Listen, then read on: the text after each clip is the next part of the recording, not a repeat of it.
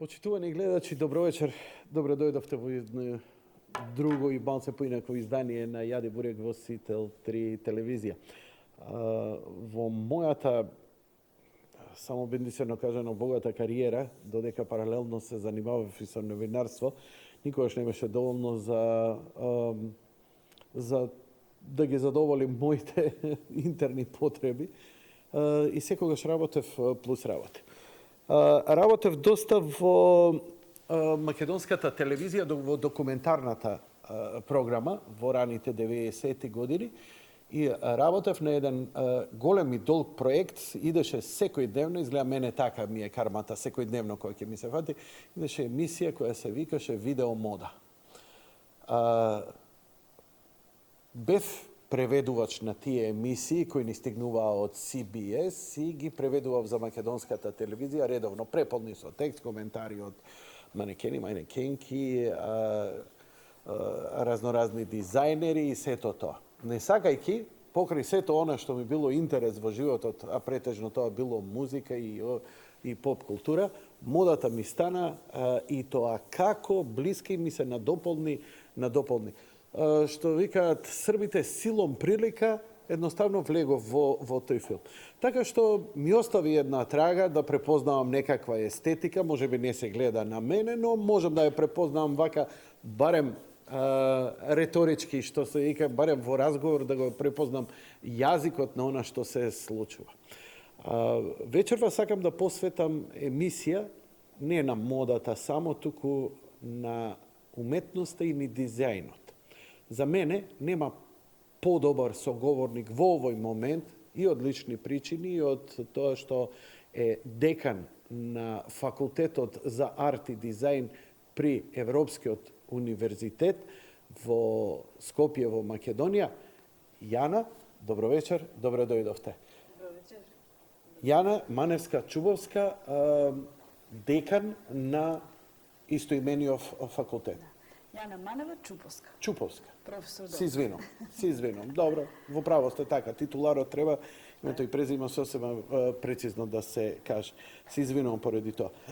Добре дојдовте и ви благодарам. Јас се извинувам што многу порано требаше ова да го направиме, затоа што вашиот факултет е раритет во Македонија. Мислам дека нема друг факултет кој може да се спореди, кој се занимава со арт и со дизајн, а по изложбите на вашите студенти, на вие, професорите, што го правите, и вашите активности кои редовно ги следам, мислам дека нешто слично не се случува.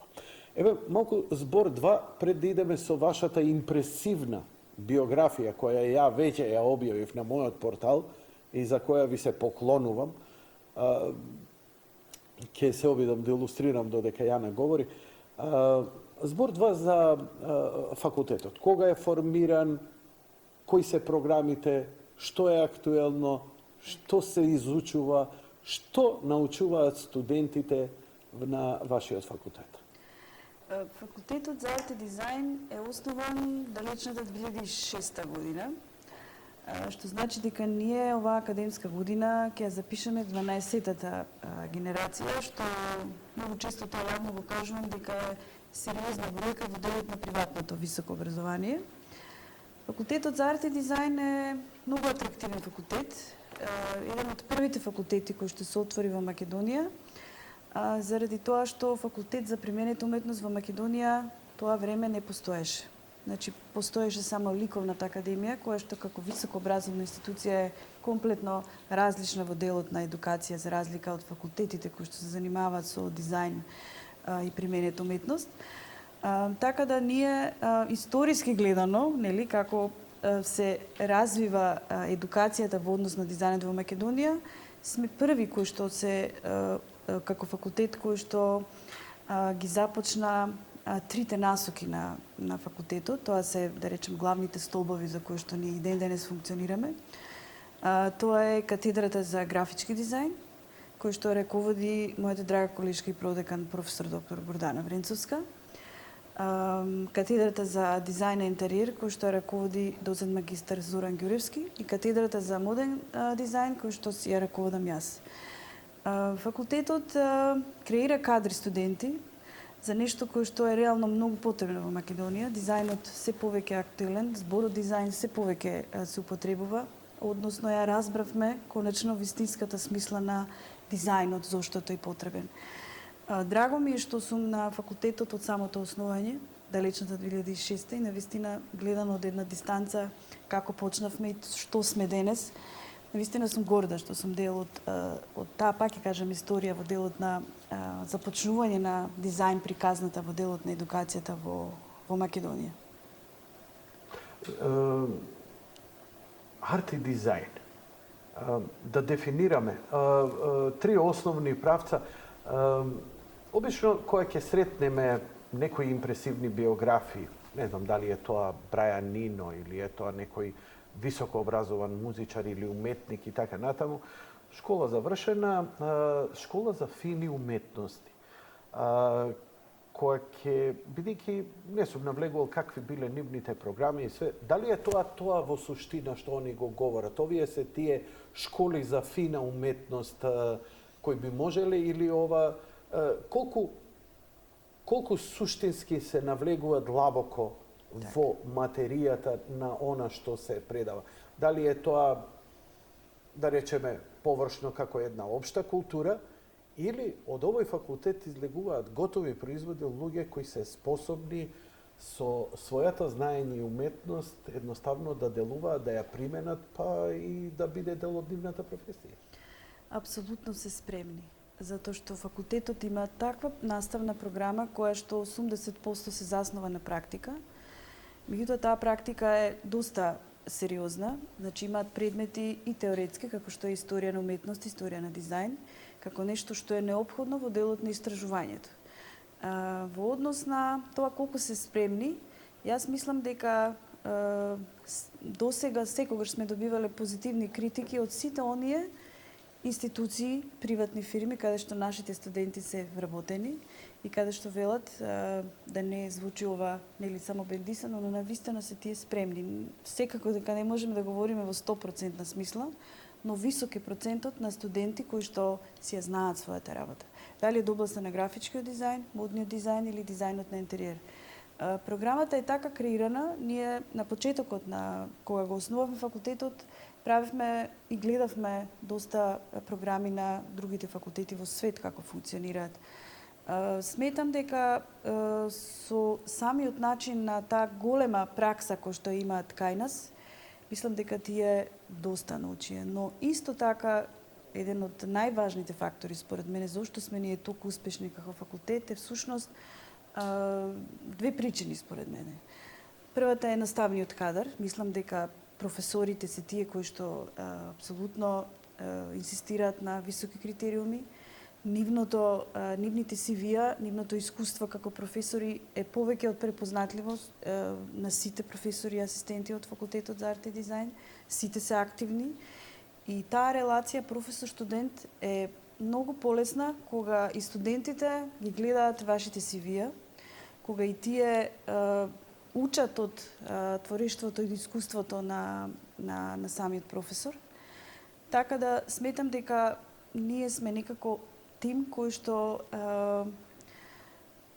како да кажем, си ја знае својата работа, едноставно. Со сите високи професионалци, луѓе кои што си ја сакат својата професија и студентите тоа го почитуваат. Апсолутно сметам дека тоа е многу важен сооднос помеѓу професор и студент.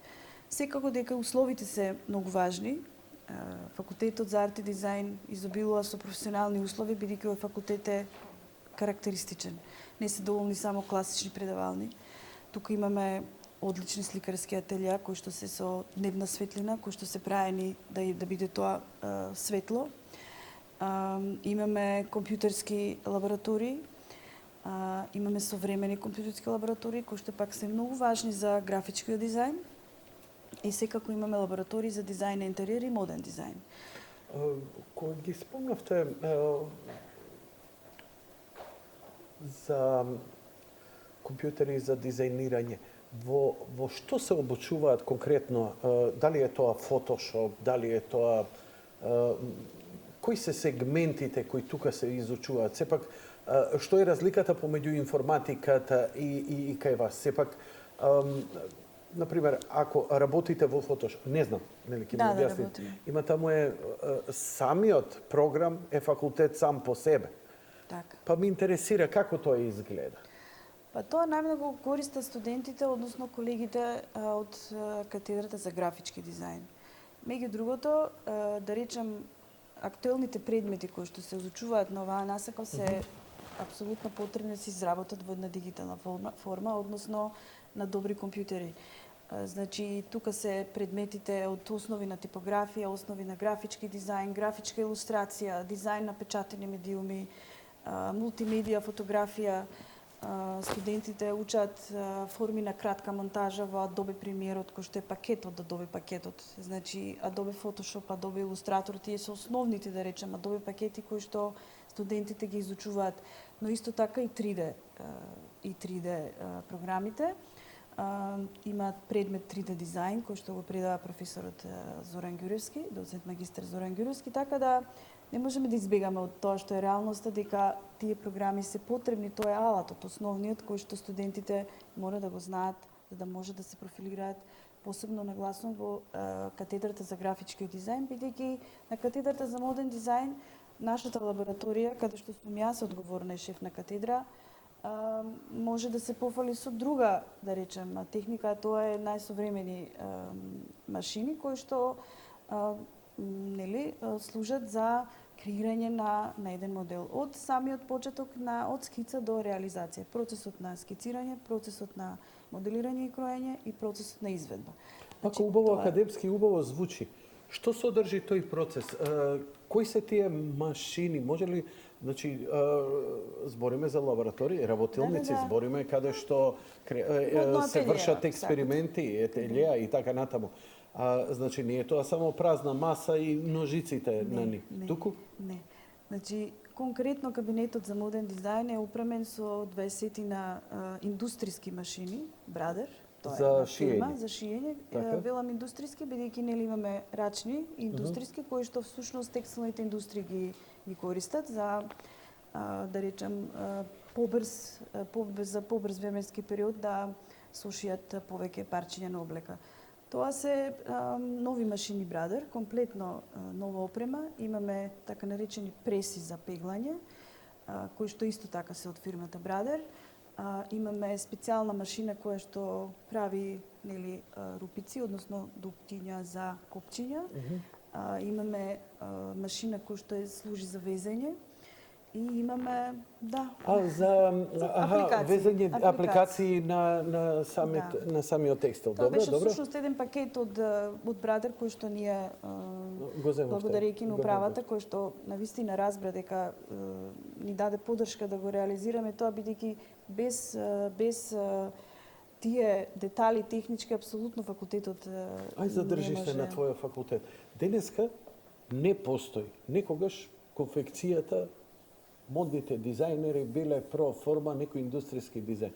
Но денеска не можеш ни наевтина фармерка да ја најдеш, да не поминала барем малку, и тоа се гледа и се чувствува и кога ги купуваш, дека поминала низ некаков, дури минимален, дури, како да кажам, вулгарен потек на некој си дизајнер, но со огромни знаења. Така да една искината фармерка, гледаш дека не е искината, туку дека е намерно искината, но искината кај што можеби не се јаби, а делува изабено, па делува дека е cool и делува, дава една општа слика, бидејќи модата, колку и да е и тоа како дава акцент во ова време на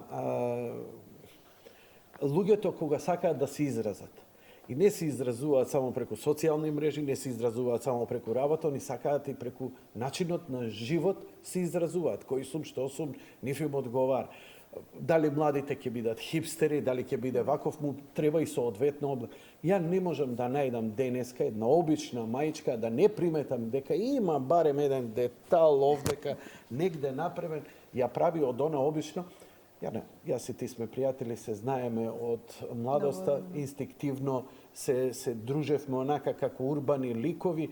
Знаеш колку беше многу тешко, освен една класична памучна тишерт, да најдеш малку нешто што задоволува некоја естетика. Ете такво ни беше, нам ни требаше. Не. Но денеска го има секаде и се. Што значи дека моден дизајнер е апсолут во било која и најминимална компанија која се занимава со производство, ткаење, шиење и така натаму. Дали е тоа навистина така или мојава констатација има некои дупки?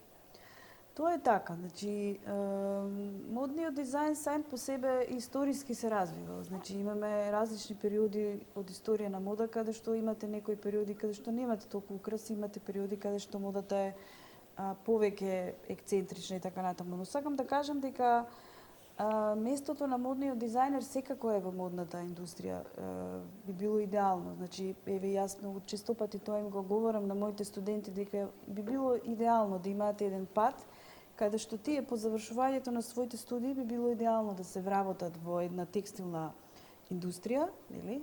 Во еден текстилен бренд кој што ќе го видат искуството на производство. Тоа е многу важно, заради тоа што модата не е само скица.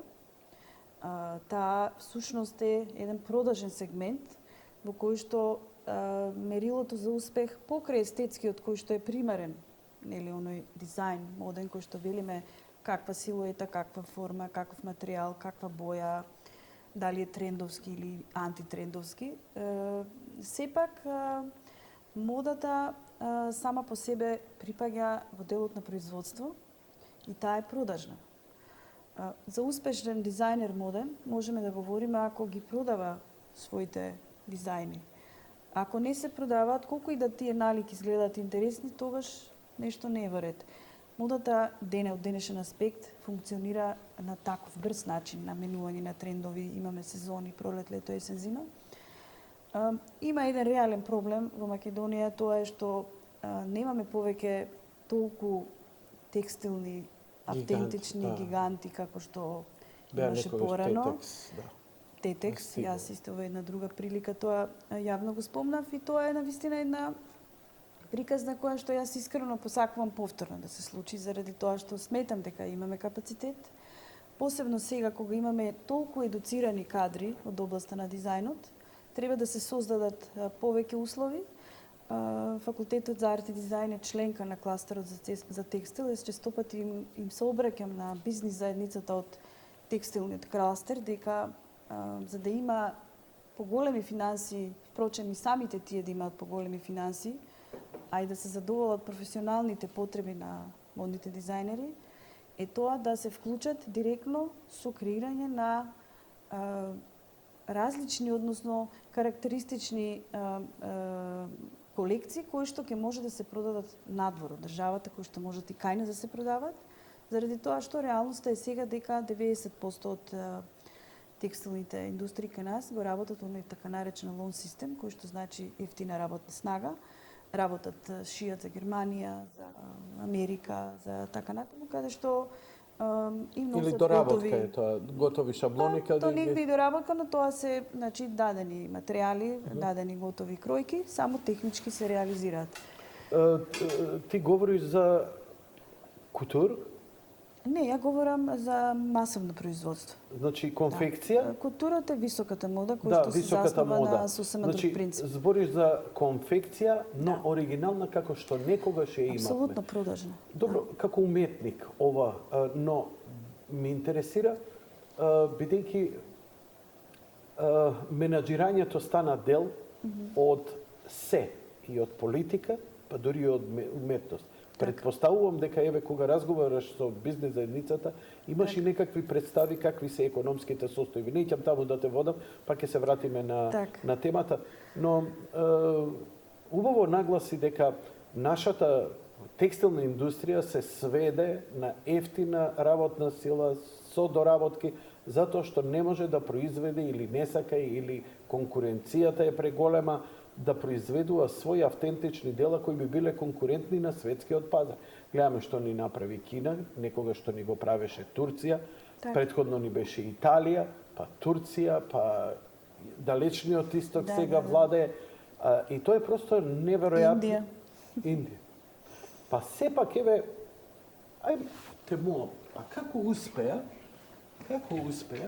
една Зара да се наметне во светски рамки и да создаде таква конфекција која ќе биде прифатлива за сите, а секое парче како да е поминато ни сериозни дизајн, не како да е поминато, Тоа е поминато ни сериозни дизајнерски раце, значи не е само штуро и така натаму, значи цели концепти на сезона, меѓусезона, предсезона и сето тоа парчињата. Мислам дека е Зара еден пример најдобро, бидејќи она Макдоналдс во светот на модата, ајде да речеме, што е Макдоналдс во фаст фуд. Колку е квалитетно и не, но сепак најмногу се чувствува и се гледа тука тој дизајнерски допир, дизајнерски.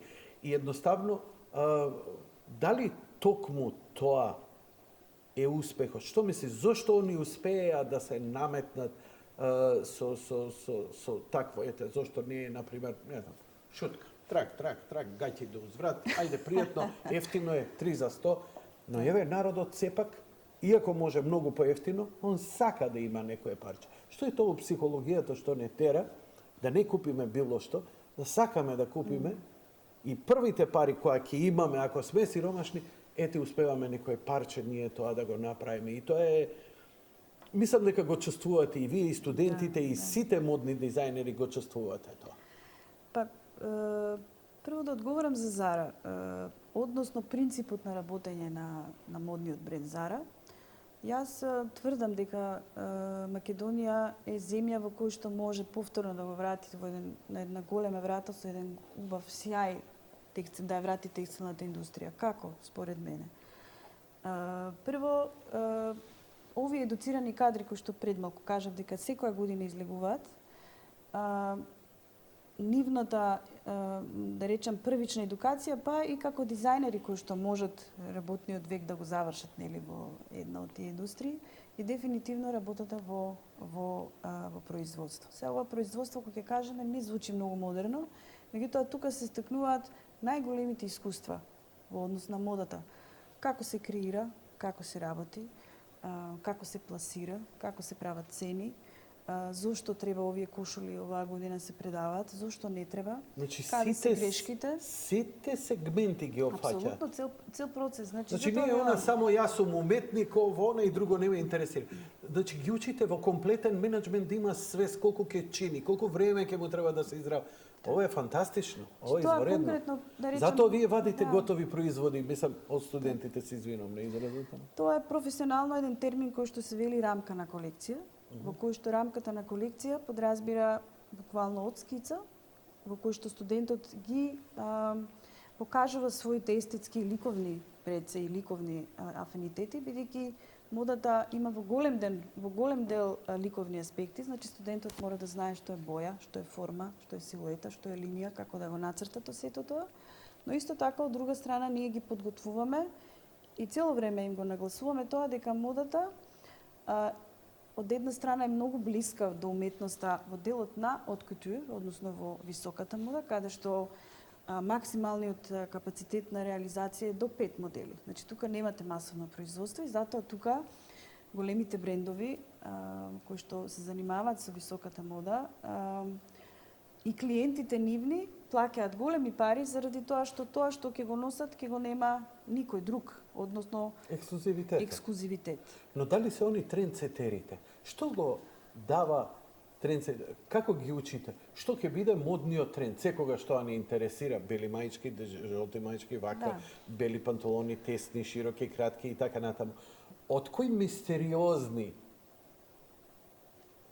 креативни бункери излегуваат ова? Дали е тоа високата мода која ќе ги даде насоките, па оние што работат дизајнери во конфекцијата, во големата конфекција, ги адаптираат ценовно, практично, бидејќи нели, модата е за висока класа, дури и за нив невозможно. Сепак ние носиме облека скоро секојдневно и сакаме да излегуваме, да изгледаме и понекогаш екстравагантно, но Треба тоа да биде wearable, треба да Да, биде прифатливо.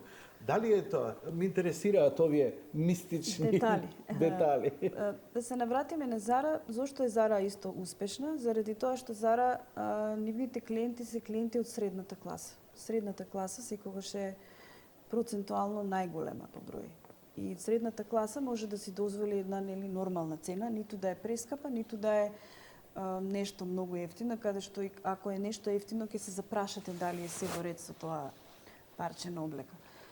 Сметам дека Македонија треба да се насочи кон задржување на еден континуитет на една средна класа. Сметам дека тоа е пресудно за функционирање. Средната класа е клучот, според мене. И да демократија и економски прогрес и се позитивно во ќе една држава е функционира? лежи на средната класа. Така е. Така, Зара е бренд кој што клиентите се од средната класа. Јас затоа верувам дека Македонија има капацитет, прво дизајнери кои што може тоа да го сработат, и би рекла поголема храброст на бизнис заедницата од текстилната индустрија, бидејќи тие храброст во смисол дека тие секако сакаат сигурни пари како што е сега овој лон систем на работна рака, бидејќи доста од текстилните индустрии со приватизацијата се затворија и сега имаме еден вентил кој што функционира и носи некакви финанси.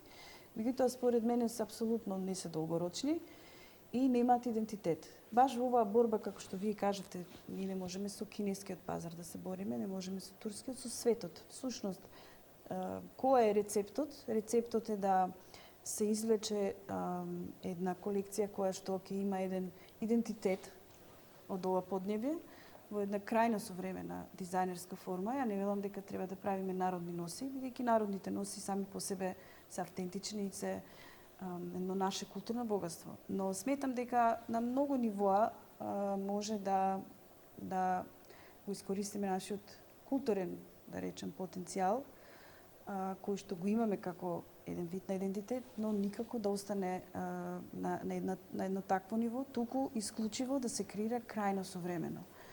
Тоа ќе го освежи пазарот и не само во Македонија, бидејќи сметам дека секој ќе сака уникатно парче, помалку препознатливо, дали е во масовното производство, бидејќи дизајнот секогаш се внимава на него, или не можеме да говориме за висока мода во Македонија. Имаше еден обид и за жал неуспешен, тоа беше Систина, кога се отвори негде и се чини 99-2000 година. Јас бев тогаш вработена во Орка, односно во ККС Класик како моден дизајнер. Тогаш се отвори Систина како единствен, да речем,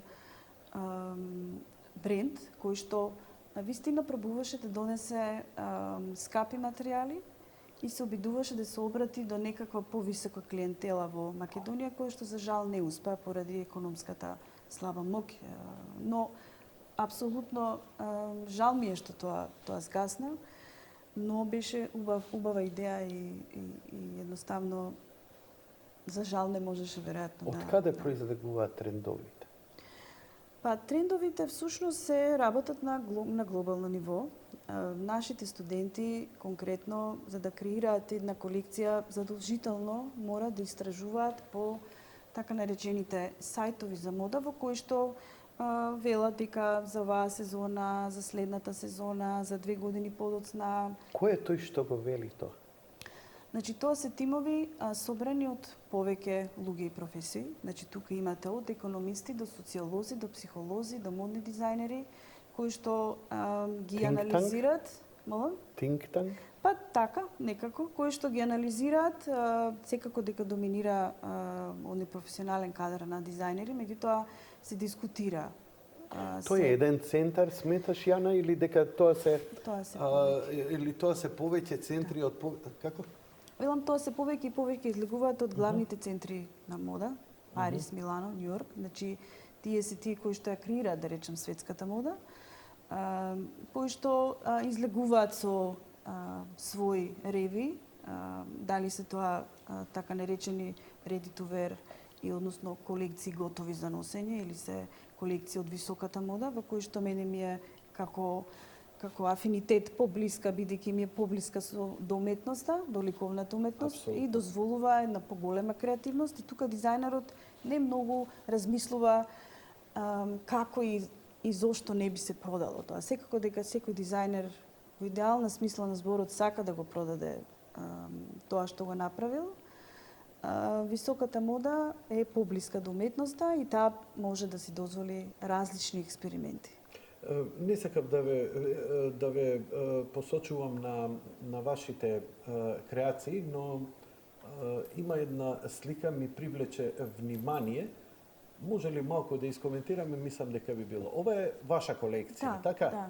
Да. Она што можам да го забележам се современи, дури и футуристички црти на силуетата, дозволете ми мене аматерски, јас извинувам како го перцепирам, но со етно елементи кои се така споени, а ретко да видиш вака, да не изгледа назадно, да не изгледа ретро, да не изгледа немодерно, напротив, да делува современо и оригинално во исто време. Предпоставам дека секој уметник како вас се обидува од поднебието, од она што му е наследство, што инстинктивно го знае да го преточи во некоја форма. Ова е многу лесно, но ова е многу тешко. Објаснете ми, еве ваквиот пристап кој ме фасцинира, искрено да ви кажам. Ова делува, мене ме остава онака без текст просто. Благодарам. Сакам да кажам дека мојот идентитет во модниот дизајн всушност последните години се базира на премостување на тоа што се вели традиција и тоа што значи современа мода. Јас кога бев помлада сметав дека модата секогаш како инспирација треба да биде инспирирана, не знам, од египетската култура, од секоја друга, ама не нашата. Тоа понатаму ме доведе до потребата за мојот докторат, кој што всушност го носи насловот на естетски и структурални особености на македонската народна носија, транспонирана во современ моден дизајн. Многу ми помогна докторатот, бидејќи тоа беше едно обемно истражување од 500 страници во кои што јас се посветив од една страна на етнолошкиот и историски аспект на тоа што значи македонска традиција, односно облека и македонски народни носи со посебен акцент на мијачката. Но од друга страна имав потреба да го транспонирам во современ моден дизајн. Оваа колекција за кој што велите дека вам би се допаѓа е всушност резултат пред се на едно големо истражување, кој што многу ми помогна од научен аспект. Добро. За да подоцна го претворам тоа во еден практичен систем, односно во една класична колекција. Значи, не случајно ми дава таков печат, стои многу за ова. И тоа се гледа и се чувствува. Так. Знаете, со Путица Горан коментиравме, објави една фотографија од мијачкиот крај на една жена облечена во носија, потполно онаа свечена носија. И ја коментиравме, викаш, жена ли е, кнегиња ли е? Да. Погледни го ова. Знаете, бидејќи е наши, бидејќи е селска носија и не ја перцепира. Кога ќе загледаш што низ вековите тука успела, еве например таа естетика, овдека, се извинувам, сега ќе го вратам. Не мора да идеме многу воетно во тоа и така натаму, но ова се фасцинантни елементи од кои можат да се излечат многу. Не знам, што можеш да излечеш од се во ова? Што низ твојот докторат? Ете, сепак докторат си излекла. Тоа значи месеци, години си посветила на анализа, размислување и на креативност. 6 години конкретно. Вау! Па збори ми за ова, те мола малку повеќе. Не беше поентата само да произлезе и ниту може во класичните докторски одбрани. Имаме една научна методологија која што се практикува и која што е општа за сите области. Што значи од методологија, истражување и така натаму. Меѓутоа јас на самата одбрана се потрудив да едноставно и дојде како една голема потреба од мене да целиот тој, да речеме, фундус на едно научно истражување го претворам во практичен дел. И мислам дека тоа едва и чекав тоа да го изработам, бидејќи имав голема потреба. Јас и покрај докторатот себе си се чувствувам за човек од практиката, како уметник, како сликар, како моден дизајнер, Но секако велам дека таа интердисциплинарност и тоа поврзување многу ми помогна од делот. Значи тоа темелно истражување во однос на внимателноста, какви детали, какви асоциации, каква потреба на материјали, символичкото значење, тоа што велите за Горан Путица дека за мијачката жена, тие се специфични, тие имаат таа, да речеме, помалку аристократски стайлинг, кој што не е случаен. Така да, оваа колекција на вистина ми е многу драга. Ја представив на модната недела пред 2 години. Имаше позитивни критики. И тоа е тој мој став за кој што велам дека може би на ваков начин може да се проба во Македонија да се проба да се прават колекции кои што се современи, но од друга страна имаат специфичен идентитет за кој што од една страна ќе се промовира државата како нели со своите карактеристики, од друга страна да не заборавиме дека мораме да ги следиме сите тие тенденции, современост. Тој спој помеѓу традиција и современост сметам дека е клучот за успех. И честопати ги спомнувам, ја спомнувам Јапонија како држава. Јапонија со нивната култура кој што секој ден многу имаме тој судир на тоа што значи традиција и современост. Го знаеме нивниот напротив високата технологија во кој што може да се појави некое кимоно кое што може би виртуелно. Значи, односот традиција и современост, според мене, ако е во една балансирана, рамноправна состојба, според моето мислење, сметам дека е успех. Дека води кон успех. Мора да се анализира јазикот на уметноста во сите сфери, а не само во модата. Очигледно вие го познавате тоа прилично добро. Знаете, и некако се ми води дека иднината, апсолутно, ако почнам, ја бидејќи малце подобро го познавам и музичкиот, но го познавам и филмскиот јазик.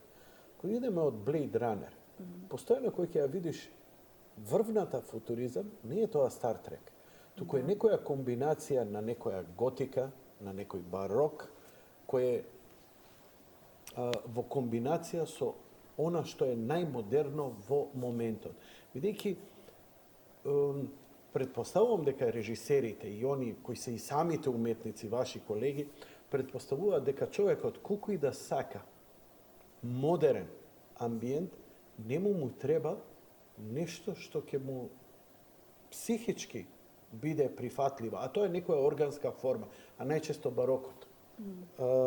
Формите конкретно животински, закривените средини и така натаму, се нешто што даваат и спектакуларност, безвременост, што е нели во нашето битисување на краткоитрајност во овој универзум, таквите символи ни даваат малку надеж за опстанок. Стерилните состојби не даваат такво чувство. Тие привремено ќе те фасцинира, уживаш и така натаму, но полека, често си била во Британија и кога ќе ги видиш и најмодерни домови и помлади луѓе, врти сучи со години, па ќе почне да става тапети, па ќе ги стави оние стари куклички и го гледаш дека животот го збогатува со некакви форми кои поминале филтер на времето со векови наназад. Од каде сега овој модерен дечко, а сега одеднаш го става оној сад со сите оние и така натаму, но функционира. Така и со модава. Модата е циклична, таа секогаш се врти у круг. Зошто е циклична? Заради тоа што принципот на модата е да таму не можеме да говориме за нешто што е трајно. Значи, имаме повторување, надградување на одредени форми. Например, ако велиме дека за 70-тите се карактеристични бази како оние звонарки, нели? Извини што се насмеав, сакам да кажам самите звонарки ми бе. Не, на некој хипи фазон кој што беше апсолутно идентитет за таа генерација, идентитет на хипи комуната, на идентитет на музика која што нели целосно функционираше во едно општество за една силна идеја. Од друга страна се појавува една Вивиан Вествуд која што е панкер, храбра, кој што е панкер, кој што излегува рамо до рамо со Sex Pistols, кој што вели дека треба да се ослободи од класичното и конзервативно британско општество. Малком Макларен е тука исто. Кој што нели имаме дами со убави шапки и така натаму, се појавуваат авангардната, односно контраверзни уметници, односно дизајнери кои што се против таквите конзервативни, исклучиво наметнати и доминантни облеки. И мене ми е драго што има бунт кон тоа, заради тоа што модата сама по себе и уметноста, впрочем, и ликовната мора да има и друга ангажирана мисија. Значи не е тоа само да биде сликата убава и да ја гледаме на зид, но значи едноставно мора да провоцира, всушност како што е и дефиницијата за уметност, дека е успешна уметност, она уметност во која што врши влијание врз човечките сетила и таа ги дразни. Односно, нели можеме да ја меморираме, можеме и лесно да ја заборавиме. Така, затоа велам дека мисијата, освен овие естетски и декоративни аспекти за модата или за ликовната уметност кои што се од карактер, дали е добро насликана, дали е занаетски добро направено, мисијата е да остане запаметена во историјата, нели, да има своја функција, понекогаш да биде и бунт, понекогаш да биде се во зависност од правецот, нели, во 19 век говориме дека уметноста се занимавала со убавината, 20 век комплетно тоа се преобратува и се говори од модерната натаму дека имаме контраверзии, имаме поимот за убавина е нешто сосема друго. Така да јас сакам такви радикални промени, заради тоа што тоа е прогрес. Не е добро ако само стоиме на една иста линија и ако немаме развој.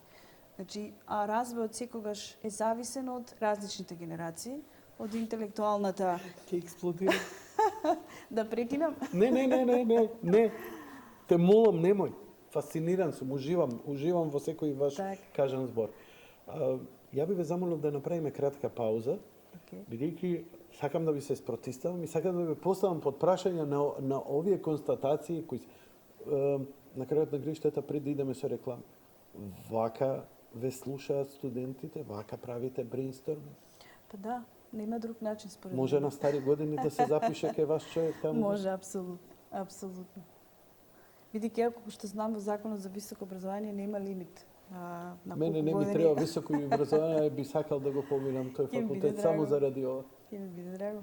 Си извинувам. Океј, одиме со првиот блок реклами, а веднаш потоа продолжуваме се враќаме назад во студио и го продолжуваме разговорот со гости.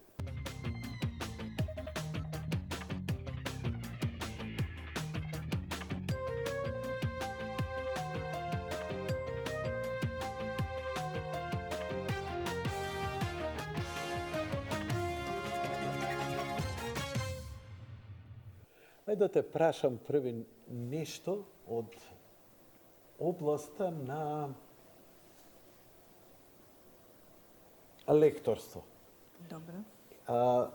Ја кога ги преведував емисиите за мода, многу имав проблем, бидејќи во нашиот јазик, лингвистичарите, нели, јазичарите, лекторите, понајвише, имавме проблем кога требаше да опишеме долен дел на женска облека кој иде од струк до колена или до доле, зависно од должината. Они идеа исклучиво со здолниште. Така. Ја не им го прифаќав, бидејќи се согласував дека сукња не е македонски збор, но дека здолниште не соодветствува на облеката, дека е здолниште збор кој објаснува нешто сосема друго од времето на носиите и ние за новава модерна облека немаме збор. Тоа па, инстинктивно, се создаде такво мнение. Ја прво мислев дека е некоја пропаганда на која потпаднавме. Жените никоја нема да каже здолниште, секојаш ќе каже сукња, бидејќи кога ќе кажеш сукња, точно сите препознава. И не е тоа резултат, со години мислев дека е резултат на некаква пропаганда врз јазикот што се вршело и така натаму. Но ние не извршивме некоја адаптација да направиме, да најдеме таков збор. Сега да не тегнјавам, ама например, кога се појавија кафичите, ние направивме некој демонитив на некоја трансверзала кафуле. Да. Што е многу лошо решение, али барем оригинално наше. За сукња останавме с долниште. Ме интересира твое академско мислење на темова. Ако имаш, ако Може не... би ќе се изненадиш, но мене здолниште ми се допаѓа како збор. Добро. И сметам дека е тоа навика. Се навика како ќе се наметнеме, односно како образовните институции тоа ќе го наметнат или ќе го избегнат. Јас на моите студенти, да бидам искрена, го потребувам и сукње, но и здолниште. Сметам дека може би дури ако се прави некаква адаптација, не знам, не сум стручна во таа област, не можам да говорам, но не ми смета и да биде здолниште. Доктор за мода и дизајн си дефинитивно би требало да но бидеш не сум- консултиран ако но се не сум прави лектор, некој семинар да. за таква нешто, Да. да најдеме некој ново решение. Но, добро, да не те гнјавам многу за тоа, те разбирам, бидејќи асоциацијата кај нас за здолниште е нешто што е долна облека. Така ни Да. звучи у глава. Ама има З. Здолниште. За долниште. Значи, долен дел сам по себе, бидејќи се работи за долен дел. Добро, окей, има тука многу семантика со која треба да се има занимава. приказна, да, добро, мене лично не ми смета искрено. Вака, во вашиот исказ за цикличноста на модата, рековте дека она што ви е предизвик ви се радикалните, антимода, нови храбри решенија као Вивиан Вествуд кога се појавува е вистички. Таа и денеска на стари Денес години е доста бабава актуелна. знае да шокира со низините онака да направи нешто феноменално и среде процес да го распарчи и тоа пак добро да биде. Тоа е исто како пред некоја година, ако се сеќаваш оној дизајнер кога зема со макази обичниот ти-шрт која го сечеше во она, па кога настана една мода на сечени мајци во некоја симетрична форма кај жените, па изгледаше дури и прекрасно. И тоа не без да, туку така, врзи во чвор, па исече, мислам дека се сеќаваш. Деконструкција е тоа, да речеме така се нарекува. Од класична конструкција, модна деконструкција се вели тоа, во која што класичниот кроен кројка се модифицира, односно се деконструира и може да даде различна функција. Деконструкцијата е доста сериозна во модата и таа екзистира доста сериозно. Имаме Но бидејќи открива малци и интимни делови, делува многу провокативно. Па не знам, ќе даде градата малку од страна, тоа привлекува поглед. Или ќе се направи класичната тишертка, никогаш не привлекува такво внимание, како што овие мали исечени делови знаат да го свртат вниманието.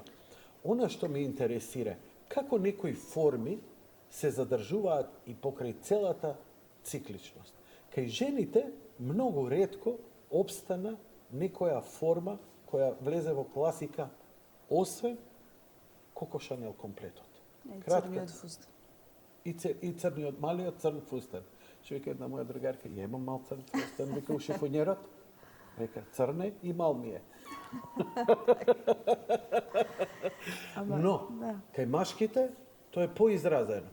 Костумот, ова сако кое го носа, кое е купено пред година и пол, од модерна фирма, дизајнирано и така натаму, во суштина, за милиметар не е нешто радикално променето, иако има нели детали, материјалот, текстурата, дали ова малку ќе биде пошироко, малку потенко, сето тоа е се. Но еве, класичното одело и Коко Шанелот останаа класик. Како нешто обстанува и успева? Што е тоа што се задржува како тоа стана народна носија на планетава? Да.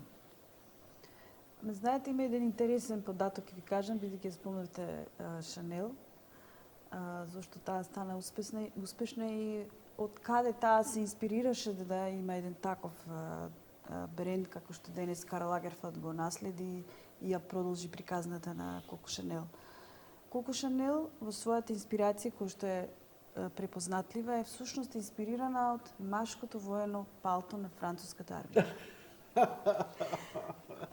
Значи, тука беше главната нејзина инспирација. Таа беше инспирирана од француските војници за време на Наполеон и таа всушност ги направи радикалните промени на изгледот на жената. Значи ги воведе панталоните, кои што претходно ги немаше. И сите оние полетки... Ја скрати сукњата? Ја скрати сукњата и се приметува он идентитет на помалку милитари или воено стайлинг во оние сакоел супер елегантни кои што се типични за со оној типичен твит материјал за Шанел. Тоа е се инспирација од машката воена униформа француска. Така да важниот сегмент е како таа ќе се преведе. Значи таа направи многу радикални промени во модата и за тоа е таа успешна. Инаку приватно била многу, како велат, човек кој што тешко можел со неа секој, не можел секој со неа да соработува, имала таков еден нарав, но голем професионалец и поради успешноста машката облека всушност како инспирација да ја преведе во еден женски формат, тој ден денес функционира. Она по тоа е забележана. Да, ако класиката е Шанел комплетот, кој ќе го кажеш секој жена, па дури и маж, точно знае како ќе изгледа, идам да купам Шанел комплет. Соши ми Шанел комплет и веќе ни е јасно како ќе изгледа. И скоро да нема жена со било каква форма, ниска, дебела, грда, убава, згодна и така натаму, во тој комплет изгледа добро и представително. Значи, неверојатно е кој е впечатокот кој тој комплет го одава. Ова е извлечено исто така од чинјелот. Така. Имал практични модели кои нели се скратуваат. Ова требало да покрие при студо, а при парада да изгледа репрезентативно. Значи имал практични примени. Но Хуго Бос ги поставува класичните темели. А Хуго Бос бил војник германски, кој шиел униформи за СС и така натаму. Колку и да ги мразиме фашистите, естетиката која беше, на крај фешн и фашизам се зборови кои имаат ист корен, за жал. За жал. Фешн која е толку широка, со љубов, толерантна и така натаму, фашизмот кој е тоталитаризам и исклучив, како најнегативна овако, самиот збор фешн и фашизам имаат, а тоа значи униформност. Исто. Модата кога нешто слично се облекуваат сите. Не, и тие при тоа станаа толку мокни, нели, тоа повеќе го знаат психоаналитичарите и социолозите кои што модата ја гледаат од тој аспект, нели, како еден интердисциплинарен пристап. Моките, меѓу другото, на Хитлер и на сите тие негативни, крајно, нели, негативни појави, но моките на хитлеровите војници, меѓу другото, е резултат и на од професионален аспект одличните кројки и совршени облеки кои што ги имаат направено. Значи, се знае што е машка крајна, се знае како стои, како велат, спие. Значи, тоа влие на психолошки, каков оставаш причата. Таа црна боја со тие сребрени детали дава една мок, надмок, која што не е случајна. Сакам да кажам дека обликата е сама по себе во секој период различна, но има мок од една страна да го дефинирано и сталеж, како што порано нели обликата исклучиво имала функција и знаете вие по обликата кој каде припаѓа на која класа. Кога ги спомнавте нели периодот на фашизмот, значи според мене тоа е еден совршен крој. Зборувам од аспект на мода сега. Не од идеолошки, ве молам, немојте, ве молам. Јана е толку прогресивна, либерална и така натаму, ние збориме само за чисто за естетиката. Бидејќи и нивната естетика води корени од Рим. И тоа е многу факт. Значи символиките и така натаму, така што не знам колку мода. Ова сакам да ти го покажам, затоа и ти покажам. Дали знаеш што е ова? И зошто е ова? Не знам. Не, а ја го имам испитано. Така. Значи, повторно ме потсети на времето на Наполеон. Добре.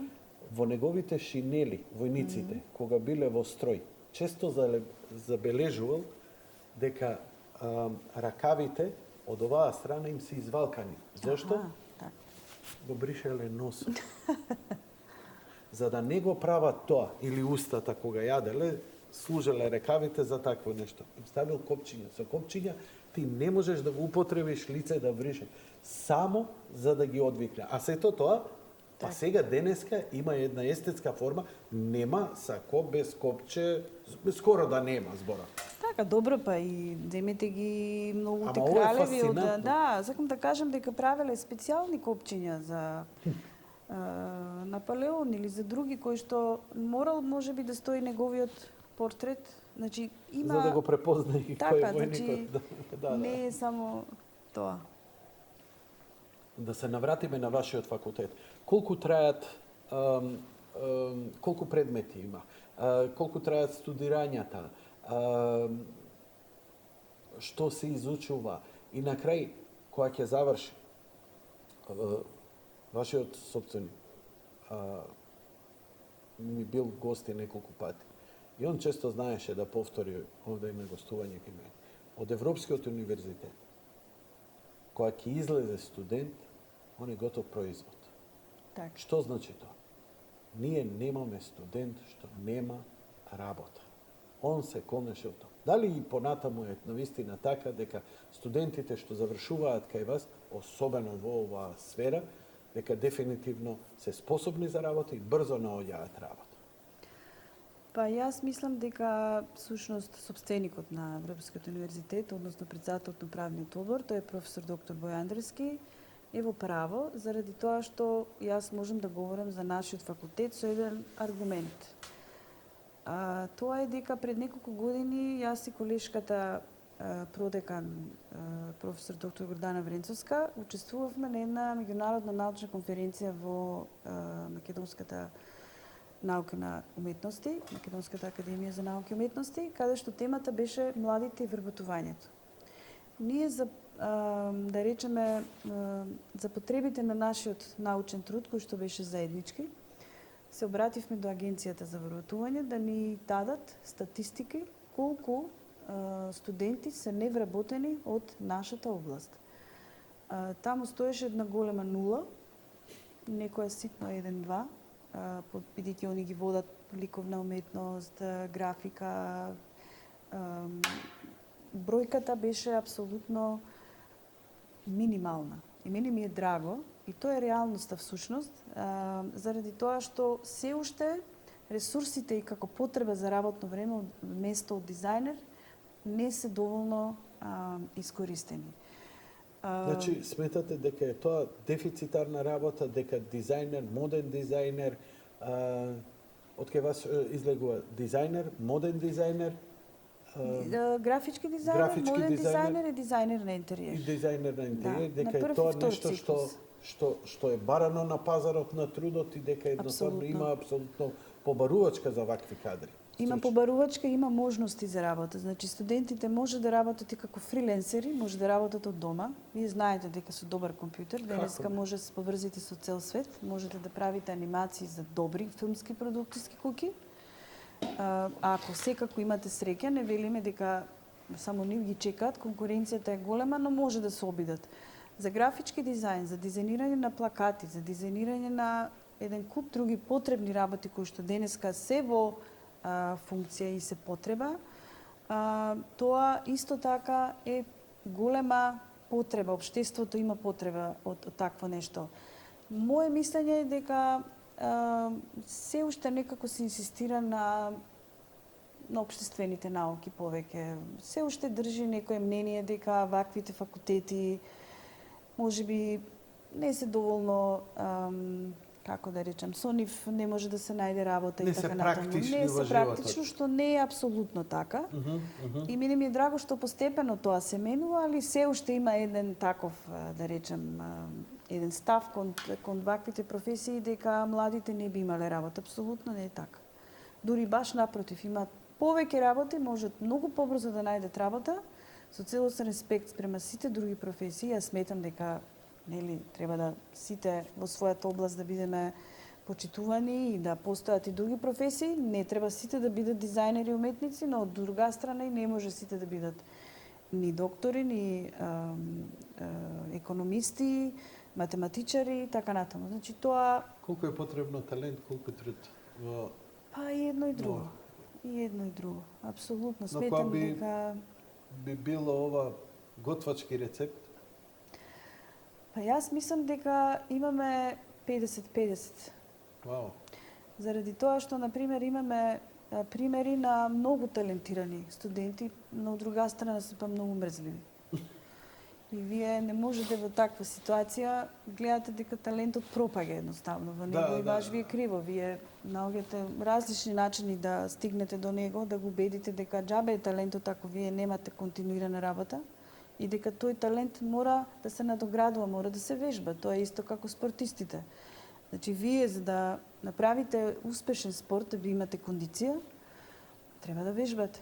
Исто и овде. Значи, без труд, без вежбање, практична, која што ние инсистираме многу на студентите, нема успех. Дури некогаш се случува и обратно. Помалку талентираните студенти, кои што се многу вредни и сакаат да научат, стануваат поуспешни од овие кои што велат, па јас сум талентиран, ќе успеам, не ми треба многу за да разберам. Добро, произведува ли вредни помалку талентираниот? Обично сметаат, види, ако е за уметност, ја имаш и тоа ќе ти иде. Но, ако некој има чувство желба, а тешко му иде и инспирацијата и техниката, возможно ли е и ти како и декан, и доктор, и како естетик, и како уметник, дека оној, ако има љубовта, дека креативноста може, дека он може да произведе големи креативни работи со кои може и да се гордее, не само да заработи и така натаму.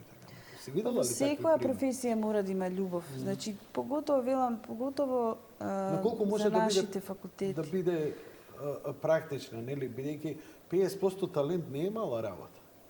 Па сега тоа го кажав, нели, како некако фигуративно, како некаков одговор. Сакам да кажам дека нема некои правила. Искуството ми говори дека некогаш, и може би тој процент малку се зголемува, дека помалку талентираните, ако работат континуирано и ако се сериозни, со една голема љубов ако вложат во тоа, апсолутно може да дадат повеќе резултати. Идеално е кога вие имате еден профил на студент, кога е тој талентиран и вреден. Има и такви, ама за жал се поретки. Да бидам искрена. Како изгледа студирањето кај вас? Знаете, студенти, генерално е, нели, да се пренесе знаењето, практично да се примени, колку што можам да разберам и колку што гледам, прилично вложувате во практичната работа, бидејќи теоретската не знам колку е застапена, тоа би могло да ми кажете, затоа што следејќи ве на Facebook акциите кога доаѓа крај на година, годишните изложби на вашите студенти, тоа е навистина спектакуларно. Тоа се дела кои цела година, тоа значи многу, барем мене ми личи дека вие нон-стоп нешто работите, дека е тоа дека е тоа мравјалник, дека е пчеларник таму, нон-стоп нешто се прави, се значи колку е тој сооднос на таа теориска и академска наобразба, колку е она практично со рацете да се работи и да се изработи? Јас би рекла дека 80% од наставната програма на факултетот е практична, 20% е теоретска. Јас ги спомнав неколкуте предмети кои што се доста значени за таа теоретска основа, како што е историја на уметност, историја на дизајн, но секако дека и во практичните, така наречени практични предмети, имаме еден вид на потребна теорија, имаме теорија и во цртањето и во сликањето, каде што студентите мора теоретски да научат кои се ликовни принципи, кои се композицијски принципи, која е боја, какви видови ладни, тој студени, топли, така натаму. Во секој предмет има помалку теорија, но доминира практичниот пристап, затоа што тоа е всушност професија која што се занимава со еден практичен пристап. Теоретската основа е потребна за сериозно истражување, да бидат студентите креативни, иновативни, различни, да знаат во која област да истражуваат, за да може тоа да го транспонираат во еден современ дизајн. Значи, потреба од теоретски предмети, потреба од ликовни предмети, како што се цртање и сликање. Студентите на овие предмети кои што ги изучуваат во прва и втора година, мораат да ги запознаат основните ликовни формати, да научат да цртаат, да знаат што е линија, да знаат какви видови на линии има и како тие ќе ги применат во дизајнот. Значи, ние не сме ликовна академија во кој што учат портрет 4 години или каде што имаме акт 4 години. Да, затоа и нели се обидувам да ги најдам разликите, зошто некој не би идел на академијата, туку би дошол тука? Значи, нашиот факултет е факултет за применета уметност, односно креира, односно завршуваат студенти кои што се занимаваат со дизајн. Тие имаат дизајнот и ликовната уметност се различни по својата, да речем, теоретска основа. Ликовната уметност, да, таа исто така е продажна, но не е така како дизајнот. Не може да сериско производство да направите од една слика. Значи, тој е еден творечки индивидуален импулс во делот на ликовната уметност, каде што сликарот сам во своето ателје ќе направи едно дело кое што може да го работи 5 години. Може да го работи 1 месец, може да го работи 1 ден. Но немаме сериско производство, немаме функција. Дизајнот е всушност функција. Убавината, нели, како велиме на ликовната уметност, да вие купите едно уметничко дело, да го закачите на ѕид и да се одушевувате на ликовните вредности, на креативниот потпис кој што уметникот го става. Во дизајнот имаме креативен идентитет, апсолутно, меѓутоа имаме една мултипликација, еден вид на размножување, продажба, и затоа велиме применета уметност, која што е комплетно различна од ликовната, но почива сепак во еден мал дел на ликовни принципи. Колку е тоа сродно со индустријскиот дизајн? Бидејќи денеска обвивка за чоколадо немате, а да не поминала ни сериозен процес на дизајнирање, каде што очигледно дека талентирани луѓе по некои правила, очигледно академски правила, по некои креативни правила создаваат навистина интересни работи. Така да, а индустријскиот дизајн е по дефиниција кич. Сето она што е милион примероци, само по себе е кич, па колку и да е станува бидејќи ја губи уникатност. Но мора да се сложиме дека ние имаме прекрасни... овој микрофон. Овој микрофон кој е направен практичен, мене ми служи за сосема други работи овдека, он има арт нуово дизајн кој влече некои корени од 30-тите, од самите почетоци, па сепак е ултрамодерен со ултратехника и така натаму. А да не зборам, па не знам, чоколадата, па често пати ќе им ги сменат за малце дизајните, останува иста, ама гледаш дека добива некоја форма и тоа е многу интересен процес, дури и кога ги гледаш во маркет. Не случајно тој, јас знам дека е тоа наменето да те привлече, да купи и така натаму, но самата естетика што ја носи во себе не е занемарлива. Апсолутно. Значи, ова што говорите е всушност во делот на продажба на производот. Дизајнот е, според мене, ние на Европскиот универзитет имаме и факултет за економски науки, каде што имаат промоција, менеджмент, маркетинг и така натаму. Ние гледаме дека и имаме убава соработка, бидејќи, за пример, ќе го кажам последниот проект кој што го имавме на факултетот за арт и дизајн, во соработка со факултетот за економски науки, но ние како носители од Европскиот универзитет добивме, односно бевме партнери во Еразмус Плюс програмата на еден голем проект на покана на јавна соба, значи како партнери, и Хрватското дизајнерско друштво, кој што всушност беше проект ова што го говориме сега. Нашите студенти беа дел од проектот наречен Дизајн пракса, каде што заедно со јавна соба и со успешниот бренд Завар на Марта Наумова Грнаровска направивме прототипови за 3 меѓународни пазари. За пазарот во Шведска, за пазарот во Франција и за пазарот во Велика Британија. Тоа беше всушност улогата и поентата на и едукативната нота на овој Еразмус проект.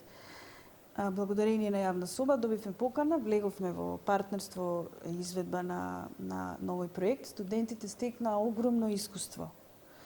Заради тоа што го имавме процесот на скицирање, имавме контакт со бизнис заедницата, конкретно со госпоѓа Марта, која што е собственик на Завар, која што прави радиатори. Не знам дали ги знаете нејзините производи. Она е фантастична.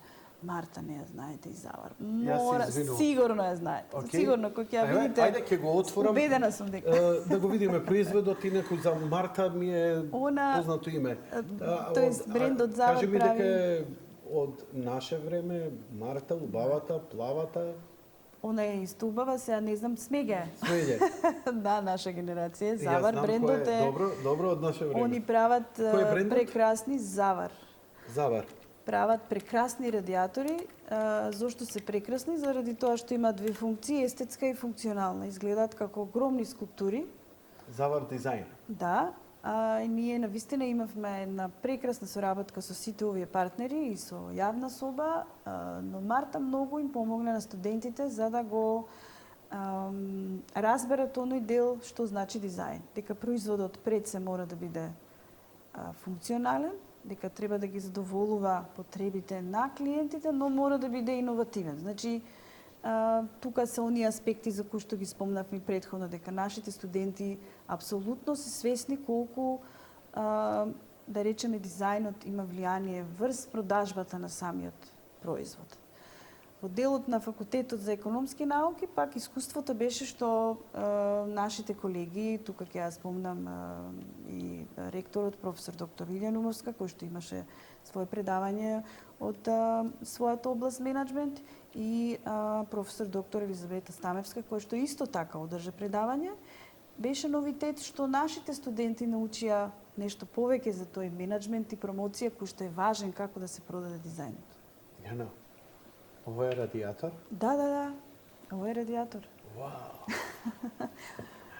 Инаку, да не бидам адвокат на Марта, но таа Не, сега беше добро, во ама Њујорк ова е на... конкретен пример, многу добар пример. Апсолутно одличен Храбар македонски дизајн, бренд. Апсолутно. нели, апсолутно, за уметност, честитки. но и предприемачот и Апсолутно. самиот е спремен да иде во сфери каде што ретко кој иде. И како поминува ова? Ова е доста ова е дури авангардно, можам да кажам. Можем да ве замолам, ако сакате во фотографиите да ги видите примерите на студентите кои што ги направија во соработка со овој македонски помогни ми. бренд. Тоа се оние 3 фотографии кај што велиме дека е Еразмус кај што пишува. Одете надоле. Тие. Значи, ова е практично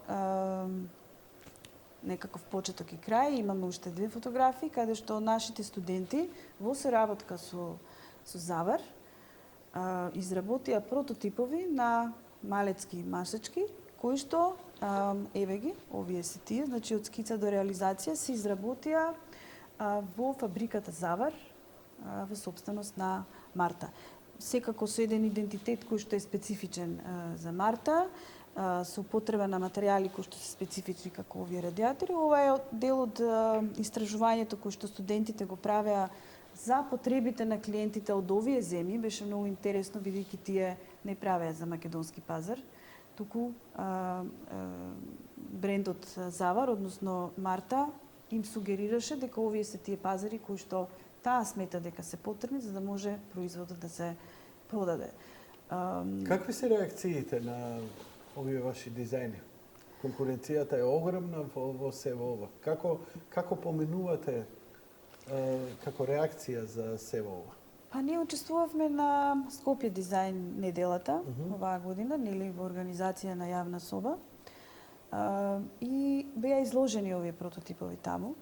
Исто така и огромна поддршка им даваме и на јавна соба со целиот оној да речам импут кој што го дават во делот на креативните индустрии, односно од така наречените, нели, креативни индустрии кои што всушност Александар, нели, собственикот и директорот на овој креативен центар, навистина дава максимум да имаме еден дизајн центар кој што претходно го немавме. Тоа е едно собиралиште на македонски дизајнери, но тој се труди да донесе и дизајнери од надвор. Скопје Дизајн Вик е доста добар настан каде што може да се промовираат младите дизајнери и може би да звучи ова помалку нереално, ама има надеж во позитивна смисла, заради тоа што никогаш не знаете каде ќе ве препознаат и дали тоа можете да го продадете. Каде работат вашите студенти, еве конкретно во текстилната индустрија, од вашиот факултет кој вие го водите?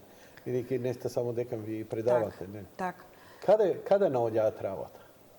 Па, Еве, велите нема невработени ваши студенти. Значи, Каде најчесто работат? работат во адвертайзинг графички студија, каде што се задолжени, најголем дел се од катедрата за графички дизајн, каде што за разлика од моден дизајн и од дизајн интериер, сметам дека и бројката е секогаш најголема на оваа катедра, е само поради условите за полесно вработување.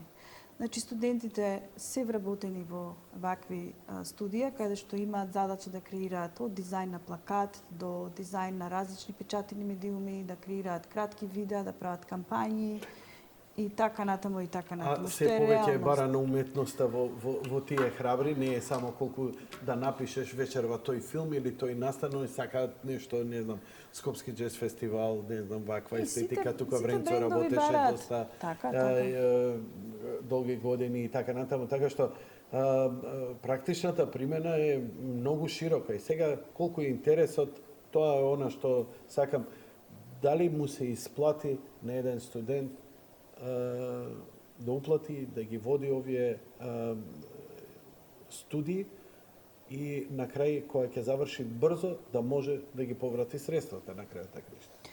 Апсолутно. Прво, околу средствата, лично сметам дека школарината за приватното образование, барем за нашиот факултет, не е таа нереална. Значи, тоа се суми кои што се на рати дадени, значи 1350 евра на 3 рати, кои што, нели, јас лично сметам дека тоа може да си го дозволи секој, заради тоа што овој факултет е навистина специфичен. Јана, дури на државен ќе ги даеш истите пари што е Да, бесплатно. сакам да кажам дека не е тоа не знам каква цена кој што не можам да кажам секој може да ја со овој кадар и она што знаете што драго ми е што го направивме муабетов, но следејќи ве што произлегува од вас, не е ова само празни фрази и многу ни убав факултетот дојде. Не, фасцинантно еве сега ги поканувам да го следат вашиот профил, или на Гордана Бренцовска, или на студентите, или на Еврома. Сега кога ќе почнат завршните изложби, тоа е човек да се мрдне. Јас сум бил онака инкогнито, ќе си отидам на ваши изложби. Тоа е неверојатно. Да. Што произлегува од таму. И очигледно дека тие луѓе не може едноставно, тој е осуден на успех кога поминал. И очигледно дека поминува страшна школа, дека талентот му се истакнува, дека научува некои практични вредности. Мислам, мене не ме остава равнодушен. Не се ова само празни фрази, пријатели сме, па не знам, те фалам, па шо убаво и така натаму. Не, ова е реалност. Ова е реалност затоа што на вистина не е, имате поинаков пристап и вака кога разговарам, бидејќи, знаете, кога ќе сретнам еве на државни факултети и кога сум бил на некои предавања, например на Академијата за глума и што им вика? Века, ич да не те гајле дали има некој во салата. Ти само да ја задржиш уметноста на филмот. И останувам џаша. А што ти вреди тебе уметноста која нема кој да седне и да го изгледа тоа? Нели? Така што џабе се ова ако никого не воодушевиш, ако никого не предизвикаш некако. Да, што рековме, функцијата на уметноста која е всушност? Да комуницира. Да стимулира. И да стимулира. Некаква, нели, реакција врз човечките сетива. Јас само сакам да кажам дека навистина се овие професии многу специфични. Сигурна сум дека тие што ќе се запишат, а очекувам, бидејќи навистина имаме доста студенти, дека тие што ќе се запишат на нашиот факултет апсолутно ќе бидат задоволни од сето тоа и дека не се тоа навистина празни зборови. И во контекст на целата ова организација на нашиот факултет, јавно ги поканувам уште сега сите оние заинтересирани кои што сакаат да проверат дали е тоа вистина или не, во однос на студентските изложби, ние нашата за оваа академска година, нашата студентска изложба е на 1 јуни во Културно-информативниот центар, каде што ќе ги представиме сите предмети, сите години од 1 до 5, односно прв и втор циклус на студии, затоа што факултетот за арт и дизајн има и магистерски студии, постдипломски студии, каде што редовно студентите се вклучени во сите проекти. Нели го спомнавме Еразмус, модната недела, значи редовно сме, веќе 12 години учествуваме на Скопскиот моден викенд. Како тоа да им звучи на луѓето, не се празни зборови. Навистина имаме што да покажем, имаме еден вид историја, бевме првите кои што ја започнавме оваа успешна приказна во делот на дизајнот. И повторно велам дека тука се многу субјекти, многу работи важни, значи наставниот кадар, апсолутно поддршката од управата која што ни ја дава и која што има сенс да го развива овој факултет, бидејќи ние колку и да мислиме за себе дека си ја знаеме работата, ако немаме поддршка, не може тоа да функционира, бидејќи се работи сепак за финанси, за капитал кој што треба да се вложи во ваквите специфични факултети. И верувам во приказната на факултетот за арт и дизајн дека тие што ќе се запишат и кои што ќе завршат апсолутно ќе бидат професионалци, ќе си знаат својата работа и лесно ќе се инкорпорираат во било кој систем, дали сакат во Македонија или надвор. Заради тоа што ние тоа што овде го правиме не е само на локално ниво. Истите правила важат и надвор. Значи ако учиме цртање, не е тоа македонско цртање или македонско сликарство, да, ние можеме од историја на македонско сликарство да им кажеме, меѓутоа дизајнот универзален и функционира на едно глобално и светско ниво. Така да затоа Сметаш ли дека има тежина вашата диплома надвор да отиде и да каже што има да. Да, дипломата, но и CV-то кое што е пропратено со конкретни проекти. А значи секој студент ќе заврши со богато CV додека да заврши факултет? Апсолутно, заради тоа што ние овие студентски изложби кои што се задолжителни и се во склоп на наставната програма се еден вид и за градење на едно студентско портфолио каде што тој утре кога ќе баре работа ќе ги стави овие проекти кои што ние сме ги направиле со многу драги наши партнери кои што факултетот за арт и дизајн го препознаа како пријател. Ќе ми дозволите да ги спомнам, бидејќи навистина се дел од активностите на нашиот факултет, односно од спроведувањето на наставата на факултетот за арт и дизајн. На практичната настава? На практичната настава. Значи, вон оние регуларни активности, предавања и вежби, нашиот факултет е доста специфичен со проектите, како што спомнавме Еразмус, меѓутоа би го спомнала и проектот од 2012 година кој што се однесува на инклузивен дизајн. Инклузивен дизајн е дизајн кој што се однесува на лица со посебни потреби. Значи, тој е дизајн, но тука естетиката не е и убавото примарен аспект, туку се креираат од областа на индустријскиот дизајн конкретни помагала кои што им служат на лицата со посебни потреби. Имавме одличен ергономија прилагодена за нив. Ергономијата е наука која што се занимава со функционалноста, односно ги третира сите тие потребни параметри. Инклузивниот дизајн е термин кој што се употребува исклучиво за лица со посебни потреби, индивидуалитет и така натаму. 2012 година во соработка со Британскиот совет во Република Македонија направивме одличен проект. Имавме предавачи од Кралската академија од Лондон. Имавме предавачи од таму кои што не запознаа и нас како функционира во Британија инклузивниот дизајн и дека апсолутно тој има примена сегде. Би го спомнала и исто така меѓународниот проект Свадбени приказни, односно модата и културното наследство, каде што главен координатор беше нашата заедничка драга пријателка професор доктор Гордана Вренцовска, каде што повторно со Британскиот совет и со Музеот на Македонија направивме одличен проект кој што се занимаваше со модата и културното наследство од Македонија. Една официјална институција како што е Музеј на Македонија ги отвори вратите за студентите, ги отвори депоата, тие имаа прилика да ги видат народните носи, да ги опипаат, да знаат што е здолниште, што е фута и така натаму. Повторно имавме повторно гости од Лондон преку соработката со Британски совет и тоа е повеќе од успешен проект. Македонската телевизија сними документарец за тој проект. И многу ми е драго што го препознаа како вредност.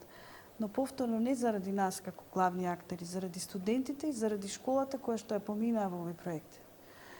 И сметам дека само на тој начин... Уште за време на студирање да оставиш некаква трага и не е мала работа. Апсолутно. Мислам дека тоа што ние го правиме надвор од активностите за она официјална настава е всушност нашата желба студентите да разберат дека освен класичните студии каде што тој мора да се подготви од 8 до 2 или до 16 часот, тој мора да има визија што ќе прави со неговото знаење. Колку предмети носи еден?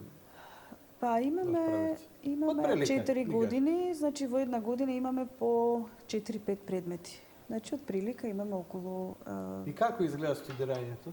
Боринг, досадно, напнато, камерно, слободно, преслободно и така натаму. Бидејќи, знаеш, студент кој ќе дојде, он си сака и време, и сака да му е интересно и така натаму.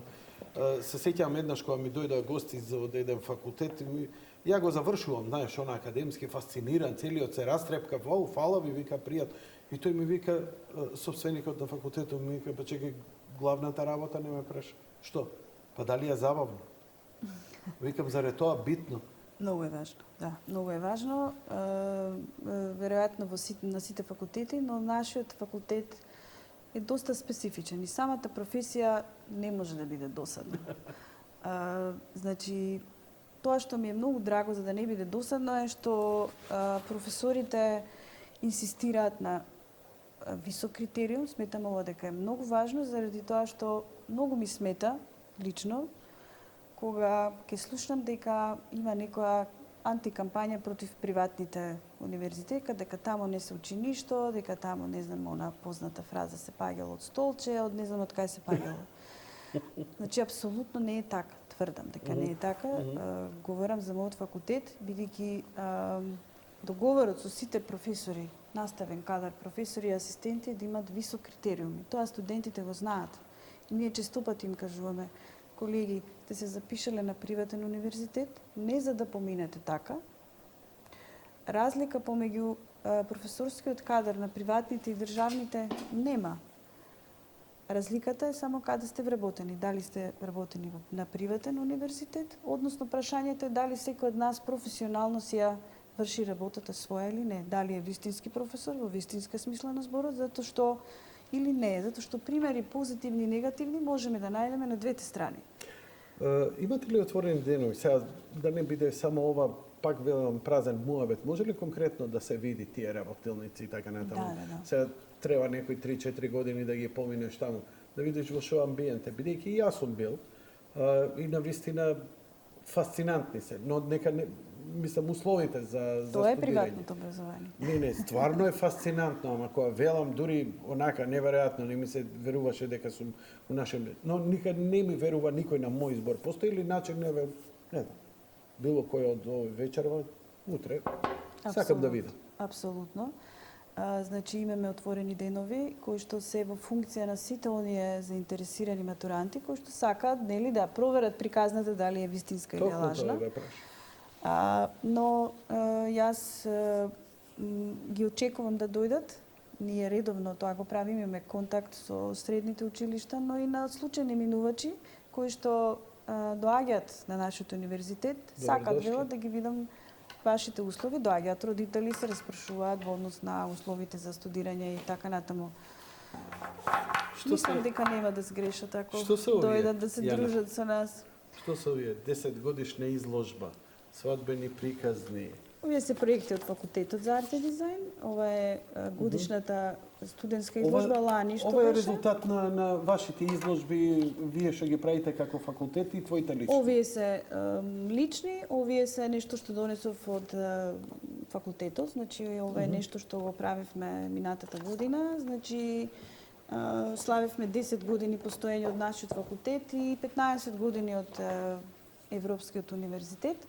Така да направивме едно символично, да кажем, со оваа десетка, која што е, нели, од друга страна и желба на студентот да има чиста десетка, но секако ова беше една идеја на колешката. Може и другите да ги Да, секако. Гордана Вренцовска, која што даде оваа одлична идеја да како одговор на нашето 10-годишно постоење. Секако се ова проследено со дизајн од вашиот факултет, од вашите студенти. Така. Ова е тој проект кој што ви го спомнав во однос на во соработката со Британскиот совет.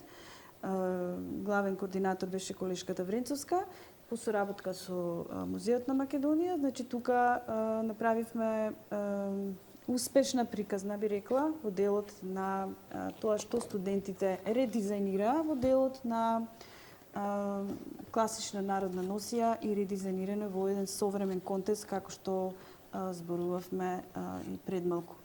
Многу ни беа важни партнерите кои што беа вклучени во овој проект и во сите други меѓународни, заради тоа што и ние учиме работи од нив. Сметам дека отвореноста, колку сме повеќе отворени за соработка со повеќе субјекти, институции, партнери и така натаму, дека апсолутно успехот ќе биде поголем. И секако тука се некои каталози кои што јас ви ги донесов за вас од моето творештво, кои што го имаат и студентите, кои што сакаат да видат. Имаш ли време за твој, бидејќи гледам многу се креативни, создаваш дела. И твоите колеги и колешки исто така и така натаму. Не ја запоставуваш уметноста, се развиваш, создаваш, креираш и покрај твоите академски обврски. Па мислам дека не би била добар професионален професор ако го запоставам овој дел. Заради тоа што тоа го гледам како нешто што е поврзано. Не можам да се замислам ниту само како професор кој што нема да има време за сопственото творештво. Сметам дека тоа, барем во мојот случај, апсолутно не може да биде. Но од друга страна го споменав и на почетокот односот професор-студент, бидејќи и тој пак сака да се увери во нашиот кредибилитет професионален. Зошто сме ние професори, како сме станале професори, што е тоа што не довело до оваа позиција. Па дајте да видам вие што сте работеле. Пак говориме за конкретни предмети, вела дајте да видиме вие. Значи, студентите се многу свесни. Има ли можност за магистратура, докторат на вашиот факултет? Има за втор циклус. За втор циклус имаме постдипломски студии на Факултетот за арт и дизајн. Значи, имаме веќе и магистранти, односно магистрирани студенти кои што се здобиле со диплома магистер по дизајн. 10 години е, значи, кај да е време и првиот доктор да падне. 11 веќе сега. Да. Па, здравие, зошто да не? Ние имаме визија. Факултетот за арт и дизајн, јас и колешката Вренцовска сме дизајнери, доктори на наука. Не, за вас апсолутно респект. Сакам да кажам како професори кои што може да ја држат наставата во таа смисла, бидејќи не можете да држите настава ако нема доктор да некој докторат да извади. Апсолутно. Многу пријатен разговор. Господјо Манева, навистина уживав и малку различно од ова. Мене ми е жал што многу порано требаше и се надам дека и со некои други ваши колеги, бидејќи се работи за една навистина специфична, реткост е. Можам да замислам состојбата на умот и на духот каква е кога се занимаваш со ваква. Знаете, екзактната наука, природните науки даваат еден поинаков фокус и внатрешно чувство, поинаков е фокусот на потребата кога е учење, негде се математички формули, негде кај е бубање, баратање со датотеки и така натаму. Овде кај е малце поинако, па дури од Академијата за уметност и така натаму, затоа што гледам дека сте успеале да направите една добра синергија помеѓу практичното и она што е порив, да му ја задржиш доволно бунтовноста, но да биде употреблив надвор, а не да биде отпадник од општеството. Да. Баш така, баш добро не дефиниравте. Мислам дека ќе продолжиме во таа насока, бидејќи сме навистина факултет кој што си ја сака својата работа, си ја сака својата професија. Еден тим кој што се почитуваме едни меѓу други. Работиме многу, се даваме многу за студентите, имаме поддршка од управата, повторно велам тоа, не заради како флоскула, него како нешто што е многу потребно, заради тоа што без поддршка не можете тоа да го направите, бидејќи сме ние интегрирани со други 6 факултети. Значи не сме на европскиот само ние. Говорам за мојот факултет, дека всушност успехот е заеднички, пред се заради тимската работа на наставниот кадар и работите говорат, нели, за сите тие успеси и студентите секогаш се горди кога имаат добри услови за студирање, кога може да се разберат со професорот. Тоа треба да го видиме. И јас ви поканувам да Конкретно се и запишете практично. на нашиот. Го повторувам, да, конкретно треба да го видиме. Има некои други заинтересирани, можеби во Ќе ми биде драго. мои блиски кои Ќе ми но биде не е драго. важно сето тоа. Јас сепак уште еднаш ви прво ви честитам на вас, вашиот тим, вашиот факултет, сите комплет ви честитам на успехот. Успехот за мене не се ни наградите, туку се делата, оние галерии на изложби, кои лично не ме оставија равнодушен и сум фасциниран дека студенти кои уште не завршени создаваат вакви дела, тогаш викам што да очекувам од нив кога ќе бидат во пикот на својата кариера. Ви посакувам многу успех, ви благодарам за разговорот, на вистинско освежување беше. Благодарам и на вам за поканата. Тоа беше се за вечер во почитувани гледачи. Лека ноќ и пријатно.